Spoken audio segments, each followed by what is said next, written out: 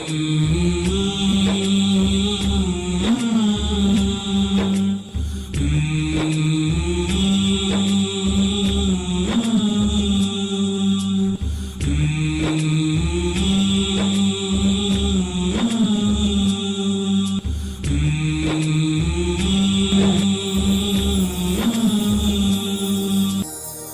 اللہ الرحمن الرحیم.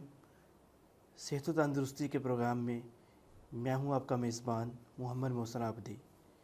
شو T V کے اسٹوڈیو سے ہماری ہمیشہ یہ کوشش ہے کہ آپ کو کچھ ایسی چیزوں پر بھی بات کی جائے جس سے آپ اپنی صحت کو بہتر سے بہتر تر بنا سکتے ہیں. ہر انسان کی یہ خواہش ہے کہ وہ آنے والے لمحات زیادہ بہتر گزارے، چاہے وہ صحت کے لحاظ سے ہوں، معاشی لحاظ سے ہوں، معاشرتی لحاظ سے ہوں. اور یہی ترقی کی ضامن بھی ہے کہ ہر آنے والا لمحہ پہلے لمحے سے بہتر ہو. اسی کو اقبال نے کہا تھا، ہر لحظہ ہے مومن کی نئی آن نئی شان. تو کس طرح ہم صحت و تندرستی کے لحاظ سے اپنے جسم کو زیادہ محفوظ رکھ سکتے ہیں، اور اگر اس پر بیماریوں کا حملہ ہو تو کس طرح ہم اپنے جسم کو ان بیماریوں سے، ان وباؤں سے بچا سکتے ہیں، ہم اس پہ بات کرتے ہیں. آج ہماری خوش قسمتی کہ ہمارے ساتھ ایک ایسی شخصیت موجود ہیں جو پریکٹیکلی اس پر تجربہ بھی رکھتے ہیں، اور بے شمار پیشنٹ ڈیلی ان کے پاس آتے ہیں، اپنے امراض کا ذکر کرتے ہیں، اور الحمدللہ اللہ کے خاص کرم سے اسے بہتر کرنے کے لیے وہ اپنی تدابیر اور اپنی میڈیسن کے ذریعے ان کا علاج کرتے ہیں. میری مراد حکیم اکبر علی خان صاحب سے. تو سب سے پہلے تو میں شکریہ ادا کرتا ہوں کہ آپ نے ہمارے لیے ٹائم نکالا. آج کیونکہ کرونا وائرس پہ ہم بات کر رہے ہیں اور وہ بہت ضروری ہے، اس کا ایفیکٹ بھی بہت شدید ہے. تو آپ کیا سمجھتے ہیں کہ کرونا وائرس نے جہاں پہ ہمارے معاشرے میں نیگیٹو ایفیکٹ پیدا کیا، معاشرتی معاشی لحاظ سے تمام ممالک کمزور ہوئے، اس کے مثبت اثرات بھی معاشرے پہ ہیں؟ جی، مثبت اثرات زیادہ ہیں، نیگیٹو اثرات کم ہیں. بین الاقوامی سطح پر فضا اور زمین دونوں پہ اس پہ بات ہوئی ہے کہ اوزون کی تہ بہت بہتر ہوئی ہے، بنیادی طور پہ آکسیجن کی مقدار بڑھی ہے، اور سمندروں میں صفائی آئی ہے.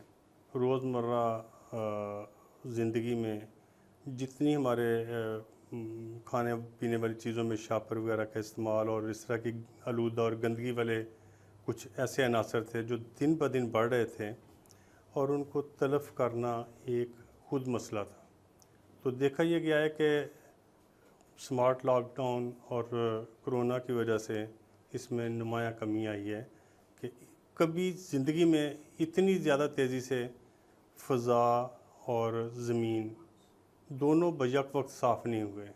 صفائی کے محرکات سے بعض اوقات ایسا تو ہوا کہ فضا اور آلودہ ہو گئی کہ ہم نے زمین کو صاف کرتے ہوئے گرد و غبار اڑایا، جس کے نتیجے میں فضا زیادہ آلودہ ہو گئی. لیکن اس وقت صورتحال یہ ہے کہ بہترین طریقے سے اوزون کی سطح بہتر ہو رہی ہے، فضا صاف ہو رہی ہے. اس کے علاوہ اسپیشلی طور پہ ہم نے اگر اپنے گھروں کی طرف دیکھنا ہے تو زیادہ تعداد ایسے لوگوں کی تھی جن کو اپنی فیملی کے پاس بیٹھنے کا ٹائم نہیں تھا. بالکل ایسے ہے. اور اب وہ قدرتی طور پہ فیملی میں بیٹھتے ہیں. نمازیوں کی تعداد بڑی ہے مسجد میں کہ وہ نماز کے لیے جا رہے ہیں. جو لوگ یہ سمجھتے تھے کہ کام کام کام، ان کو یہ بھی سمجھ آئی ہے کہ گھر اور اللہ یہ بھی کوئی چیزیں ہیں. بالکل ایسے. انہوں نے اپنا رجوع اللہ کریم کی طرف لگایا ہے، کچھ تو کرونا کے ڈر سے، کچھ فارغ ٹائم کی وجہ سے. لیکن اگر دیکھا جائے تو ایسی صورتحال میں ابھی بھی کچھ لوگ ایسے ہیں جو اپنا وقت فضول چیزوں کی طرف لگا لیتے ہیں، نماز کی طرف نہیں جاتے. کہ اگر ہم دیکھیں تو ان کا یہ سوال کہ نماز کے لیے ٹائم نہیں، یہ غلط ہے. میں سمجھتا ہوں کہ یہ اللہ تعالیٰ کی خصوصی توفیق سے ہی انسان کو نعمت ملتی ہے نماز کی ادائیگی کی. تو اس میں اب جتنا ٹائم ہے، چاہیے تو یہ تھا کہ 100% لوگ مسجد میں جاتے ہیں اور مسجدیں بھر جاتی. نسبتاً بہتر ہوا ہے، لیکن پھر بھی ابھی بہت سے لوگ ایسے ہیں جو نماز کی طرف، عبادات کی طرف آنے کی بجائے فلم، ڈرامے، ٹی وی، موبائل، انٹرنیٹ، ان کی طرف توجہ دے رہے ہیں۔ اور کچھ اگر نیگیٹو دیکھا جائے تو یہ ہے کہ جی نیگیٹو پہ بات کرنا بھی ضروری ہے، کیونکہ ہر چیز کے مثبت اور منفی دونوں پہلو بڑے اہم ہوتے ہیں۔ سیر نہیں ہو رہی، جس کے نتیجے میں صحت کچھ ڈسٹرب ہو رہی ہے، وزن بڑھ رہا ہے، اگر آپ غور کریں تو امراض معدہ بڑھ رہے ہیں، طبیعت میں گھبراہٹ، الجھن، بے چینی، خاص طور پہ سینے میں جلن، جو 100% معدے کی وجہ سے ہے۔ اس کے علاوہ ہماری روزمرہ معاشرتی زندگی میں بعض ایسے معاملات ہوئے ہیں کہ اگر کچھ آمدن کم ہوئی ہے تو شاید ناچاکی کی ایک وجہ، پریشانی کی ایک وجہ یہ بھی ہو سکتی ہے۔ گو کہ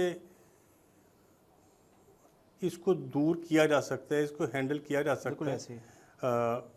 یہ اس کے پازیٹیو اثرات کی نسبت کم ہے، لیکن بہرحال موجود ہے ایسے کہ آمدن کم ہونے کی وجہ سے گھروں میں پریشانیاں بڑھی ہیں، بہت سے مسائل بڑے ہیں۔